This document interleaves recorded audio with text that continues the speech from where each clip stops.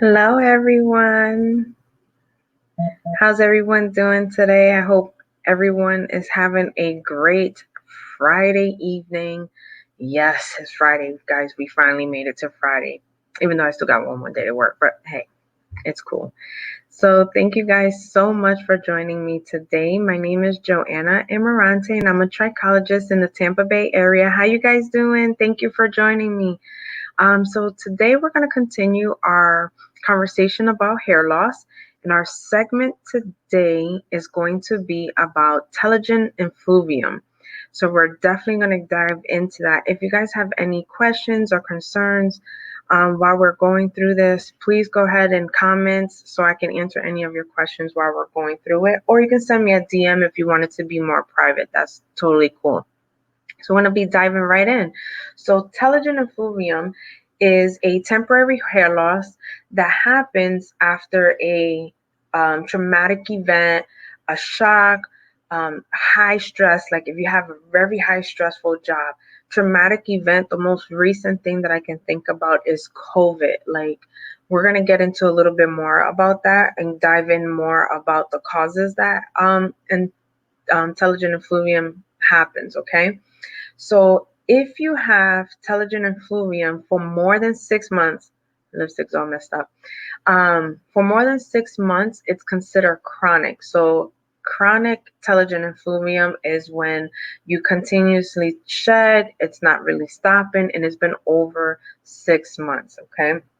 This condition, you won't lose all your hair, but it does become noticeably thin. It does happen more in women, but it happens through a trigger like disruption of the hair cycle. So our hair cycle, there's three phases. Okay, so I'm gonna do my little circle here. So there's three phases in this hair cycle. So the first one is called your anagen stage. That's your growth cycle. It's like the hair's growing, it's doing its thing. Then we go into right here the catagen stage. The catagen stage is like a transitional period. You're growing, it's transitioning, getting ready for your telogen stage. Your telogen stage is like your resting stage. It's like I feel like that's like your hair hibernating or something. So that's how I kind of so anagen growing stage, catagen is your transitional stage, and your telogen stage is your resting stage. So your telogen stage is associated with what part of the phase cycle happens? Anybody want to guess? The telogen phase. So that is where telogen effluvium kind of affects more of. Okay, so normally 5 to 10% of someone is going through the telogen phase more than one time at any given time. The telogen effluvium goes into the anagen phase and it slows down, meaning that fewer hairs enters into the next two stages. So affects the telogen stage, slows down the process and going to your anagen stage. You want to get into your anagen stage because that's where your hair starts producing and growing more. Okay, so about 30% of your hair follicles move into your telogen stage, which means the hair is shedding and it keeps occurring. Someone going through telogen effluvium starts noticing like a huge amount of hair coming out on their brush. When they're washing, they just keep like running their fingers through their hair, and a lot of hair starts shedding off.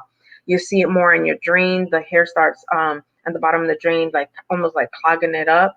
You see a lot more hair on your pillows. So these are things you want to keep an eye on because the sooner you catch these things, the sooner you can go and have somebody to talk to about this and see what we can do for you. So here's some causes of it. I want you to kind of get a feel about what to look for. Severe stress, like listen, I'm sure that all of us is in stress. Hey brother, how you doing? Thank you for joining me, Raymond. So the stress is severe. Okay, so it happens in your telogen stage, and hair loss typically happens about 3 months. Okay, so not always is it your shampoo and stuff that you use in your hair. It's not. So we're definitely gonna go over that. That's a great question, Michelle. And the causes is gonna answer some of those questions. Not always the shampoo, okay? So one of them is the high stress occurs in 3 months. So within a 3 months period, some high stress, something happens, a change of life, even in pregnancy, which we'll go over that. But the most recent one that I want people to keep in mind is COVID. Think about when COVID happened. It happened in March. So March, April, May, June. If you're starting to experience a lot more shedding during these 3 months, it's probably triggered by COVID. A lot of people lost their job. You got a change of lifestyle. So many things. You got your kids home 24/7. I love my kids, I sure do, but it's a lot. It gets stressful, guys. Okay.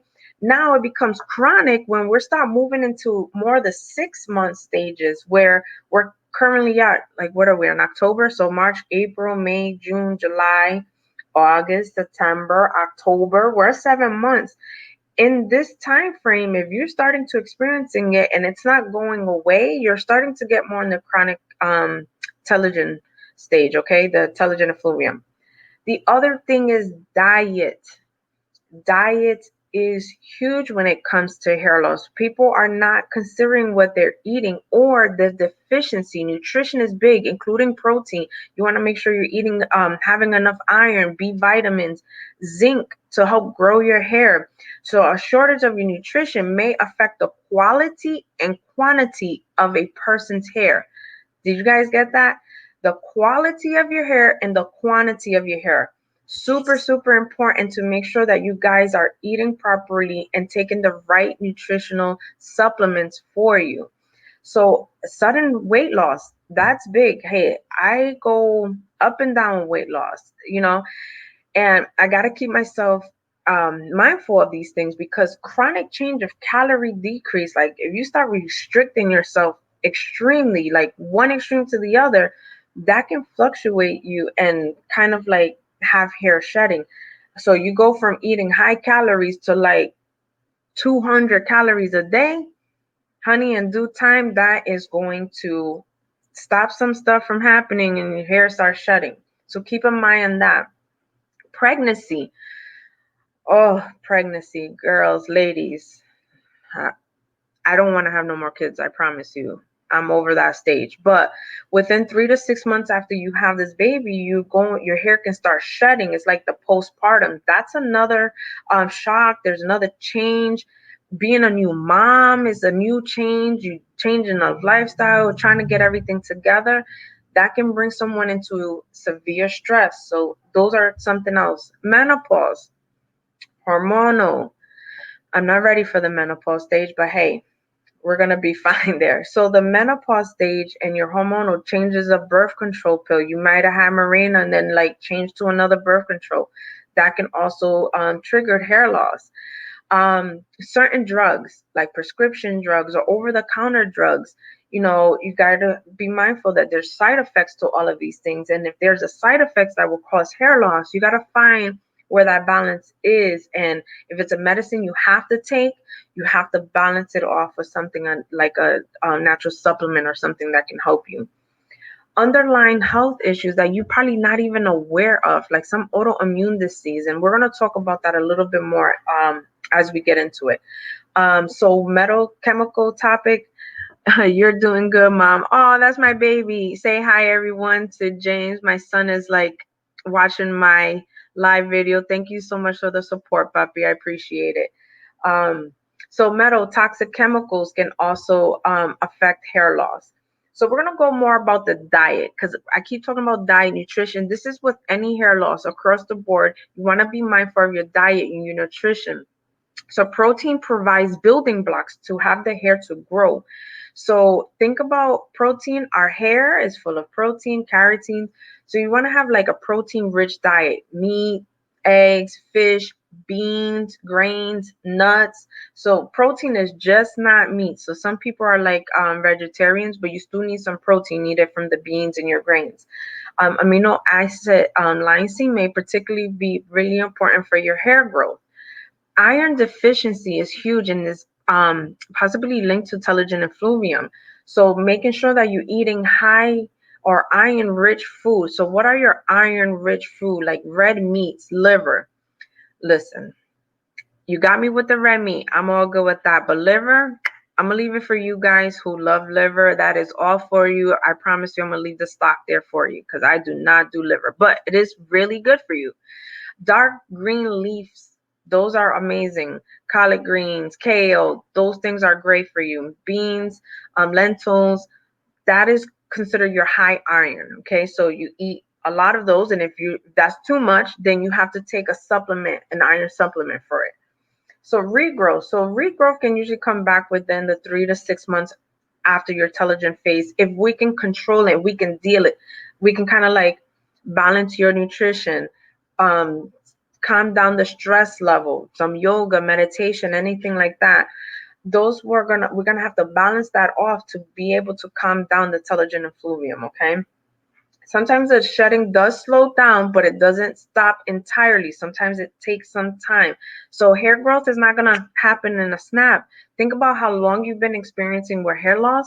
It may not take as long to get the hair to grow back, but think about this first. It's not so much about growing back the hair, it's stopping the hair to actually stop from shedding. Once we rebuild the hair cycle where it needs to be and stop the hair shedding, then we're going to focus on growing the hair back. So that's key, because sometimes when people think about, I'm losing hair and I want hair right away, the only way that can happen if you put a topper, but that's a different conversation. We'll go to toppers later. Okay. So that's super, super important. So here's some things about, we're going to address your nutritional deficiency. You come into the salon, we're going to go over, see what you're deficient in. Okay, if there's menopause or hormonal, there's hormonal therapy. That stuff we can kind of like balance out your hormone. Definitely gonna have to talk to your doctor to help you with balancing your hormone.